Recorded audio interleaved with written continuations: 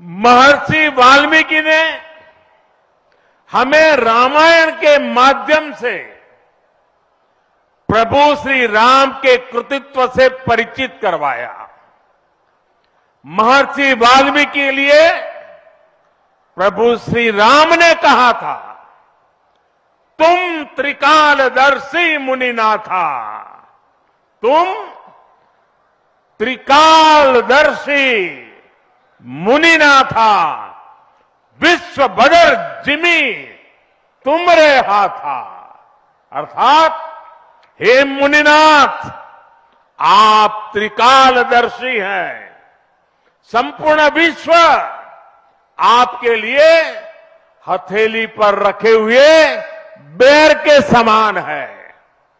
ऐसे त्रिकालदर्शी महर्षि वाल्मीकि जी के नाम पर अयोध्या धाम एयरपोर्ट का नाम इस एयरपोर्ट में आने वाले हर यात्री को धन्य करेगा। महर्षि वाल्मीकि द्वारा रचित रामायण वो ज्ञान मार्ग है जो हमें प्रभु श्री राम से जोड़ती है। आधुनिक भारत में महर्षि वाल्मीकि इंटरनेशनल एयरपोर्ट अयोध्या धाम हमें दिव्य भव्य नव्य राम मंदिर से जोड़ेगा। जो ये नया एयरपोर्ट बना है उसकी क्षमता हर साल 10 लाख यात्रियों को सेवा करने की क्षमता है। जब इस एयरपोर्ट के दूसरे चरण का काम भी पूरा हो जाएगा तो महर्षि वाल्मीकि इंटरनेशनल एयरपोर्ट पर हर साल 60 लाख यात्री आ जा सकेंगे। अभी अयोध्या धाम रेलवे स्टेशन पर हर रोज 10-15 हजार लोगों को उनकी सेवा करने की क्षमता है। स्टेशन का पूरा विकास होने के बाद अयोध्या धाम रेलवे स्टेशन पर हर रोज 60,000 लोग आ जा सकेंगे। साथियों, एयरपोर्ट, रेलवे स्टेशनों के अलावा आज यहां अनेक पथों का, मार्गों का भी लोकार्पण हुआ है। राम पथ, भक्ति पथ, धर्म पथ और श्री राम जन्मभूमि पथ से आवाजाही और सुगम होगी। अयोध्या में आज ही कार पार्किंग स्थलों का लोकार्पण किया गया है। नए मेडिकल कॉलेज से यहां आरोग्य की सुविधाओं को और विस्तार मिलेगा।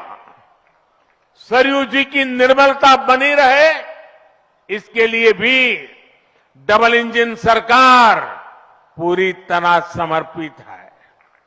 सरयू जी में गिरने वाले दूषित पानी को रोकने के लिए भी काम शुरू हुआ है। राम की पैड़ी को एक नया स्वरूप दिया गया है। सरयू के किनारे नए नए घाटों का विकास हो रहा है। यहां के सभी प्राचीन कुंडों का पुनरुद्धार भी किया जा रहा है। लता मंगेशकर चौक हो या राम कथा स्थल, ये अयोध्या की पहचान बढ़ा रहे हैं। अयोध्या में बनने जा रही नई टाउनशिप यहां के लोगों का जीवन और आसान बनाएगी। विकास के इन कार्यों से अयोध्या में रोजगार और स्वरोजगार के नए अवसर भी बनेंगे। इससे यहां के टैक्सी वाले, रिक्शा वाले, होटल वाले, ढाबे वाले, प्रसाद वाले, फूल बेचने वाले, पूजा का सामग्री बेचने वाले, हमारे छोटे मोटे दुकानदार भाई, सभी की आय बढ़ेगी। मेरे परिवारजनों, आज यहां आधुनिक रेलवे के निर्माण की तरफ एक और बड़ा कदम देश ने उठाया है। वंदे भारत और नमो भारत के बाद आज एक और आधुनिक ट्रेन देश को मिली है। इस नई ट्रेन सीरीज का नाम अमृत भारत ट्रेन रखा गया है। वंदे भारत, नमो भारत और अमृत भारत ट्रेनों की ये त्रिशक्ति भारतीय रेलवे का कायाकल्प करने जा रही है। इससे बड़ी खुशी की बात क्या हो सकती है कि पहली अमृत भारत ट्रेन अयोध्या से गुजर रही है। Delhi Darbhanga Amrit Bharat express train Delhi, UP, Bihar के लोगों की यात्रा को आधुनिक बनाएगी। इससे बिहार के लोगों के लिए भव्य राम मंदिर में विराजने जा रहे रामलला के दर्शन को और सुगम बनाएगी। ये आधुनिक अमृत भारत एक्सप्रेस ट्रेन विशेष रूप से हमारे गरीब परिवार, हमारे श्रमिक साथियों को बहुत मदद करेगी।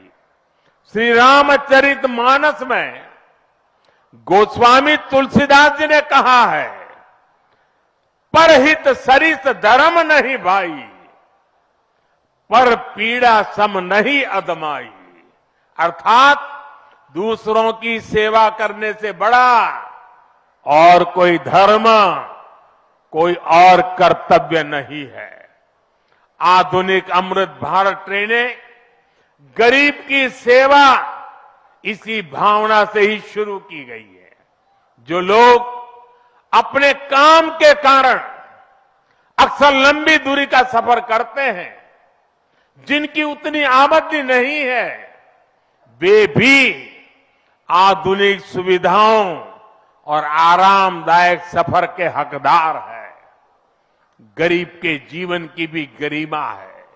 इसी ध्येय के साथ इन ट्रेनों को डिजाइन किया गया है। आज ही पश्चिम बंगाल और कर्नाटका के साथियों को भी उनके राज्य की पहली अमृत भारत एक्सप्रेस ट्रेन मिली है। मैं इन राज्यों को भी अमृत भारत ट्रेनों की बधाई दूंगा। मेरे परिवारजनों, विकास और विरासत को जोड़ने में वंदे भारत एक्सप्रेस बहुत बड़ी भूमिका निभा रही है। देश की पहली वंदे भारत एक्सप्रेस ट्रेन काशी के लिए चली थी। आज देश के 34 रूट पर वंदे भारत एक्सप्रेस ट्रेनें चल रही है। काशी, वैष्णो देवी के लिए कटरा, उज्जैन, पुष्कर, तिरुपति, शिरडी, अमृतसर, मदुरई, आस्था के ऐसे हर बड़े केंद्रों को वंदे भारत जोड़ रही है। इसी कड़ी में आज अयोध्या को भी वंदे भारत ट्रेन का उपहार मिला है। आज अयोध्या धाम जंक्शन, आनंद विहार वंदे भारत शुरू की गई है। इसके अलावा आज कटरा से दिल्ली, अमृतसर से दिल्ली, कोयम्बटूर बेंगलुरु, मंगलुरु मडगांव, जालना मुंबई, इन शहरों के बीच भी वंदे भारत की नई सेवाएं शुरू हुई है। वंदे भारत में गति भी है, वंदे भारत में आधुनिकता भी है और वंदे भारत में आत्मनिर्भर भारत का गर्व भी है। बहुत ही कम समय में वंदे भारत से 1.5 करोड़ से अधिक यात्री सफर कर चुके हैं। विशेष तौर पर युवा पीढ़ी को ये ट्रेन बहुत पसंद आ रही है। साथियों, हमारे देश में प्राचीन काल से ही तीर्थ यात्राओं का अपना महत्व रहा है, अपना गौरवशाली इतिहास रहा है। बद्री विशाल से सेतुबंध रामेश्वरम की यात्रा, गंगोत्री से गंगा सागर की यात्रा, द्वारकाधीश से जगन्नाथपुरी की यात्रा, द्वादश ज्योतिर्लिंग की यात्रा, 4 धामों की यात्रा, कैलाश मानसरोवर यात्रा, कांवड़ यात्रा, शक्ति पीठों की यात्रा, पंढरपुर यात्रा, आज भी भारत के कोने कोने में कोई न कोई यात्रा निकलती रहती है।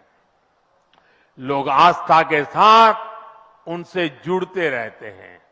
तमिलनाडु में भी कई यात्राएं प्रसिद्ध हैं। शिवस्थल पाद यात्रिरई, मुरुगनंकु कावड़ी यात्रिरई, वैष्णव तिरुपति यात्रिरई, अस्मन तिरुत्तल यात्रिरई, केरला में सबरीमाला यात्रा हो, आंध्र तेलंगाना में मेदाराम में समक्का और सरक्का की यात्रा हो, नागोबा यात्रा, इनमें लाखों की संख्या में श्रद्धालु जुड़ते हैं। यहां बहुत कम लोगों को पता होगा कि केरला में भगवान राम और उनके भाइयों भरत, लक्ष्मण और शत्रुघ्न के धाम की भी यात्रा होती है।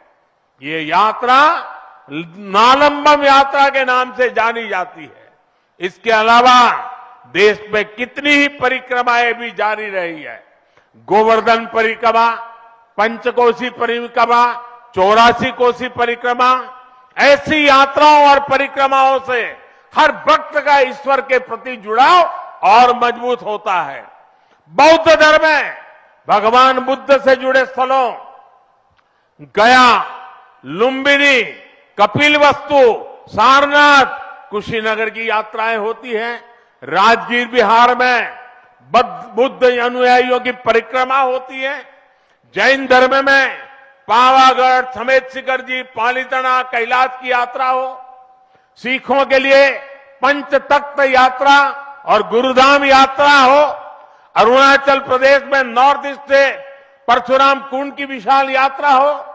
इनमें शामिल होने के लिए श्रद्धालु पूरी आस्था के साथ जुड़ते हैं। देश भर में सदियों से हो रही इन यात्राओं के लिए वैसा ही समुचित इंतजाम भी किए जाते हैं। अब अयोध्या में हो रहे ये निर्माण कार्य यहां आने वाले हर राम भक्त के लिए अयोध्या धाम की यात्रा को, भगवान के दर्शन को और आसान बनाएंगे। साथियों, ये ऐतिहासिक क्षण बहुत भाग्य से हम सभी के जीवन में आया है।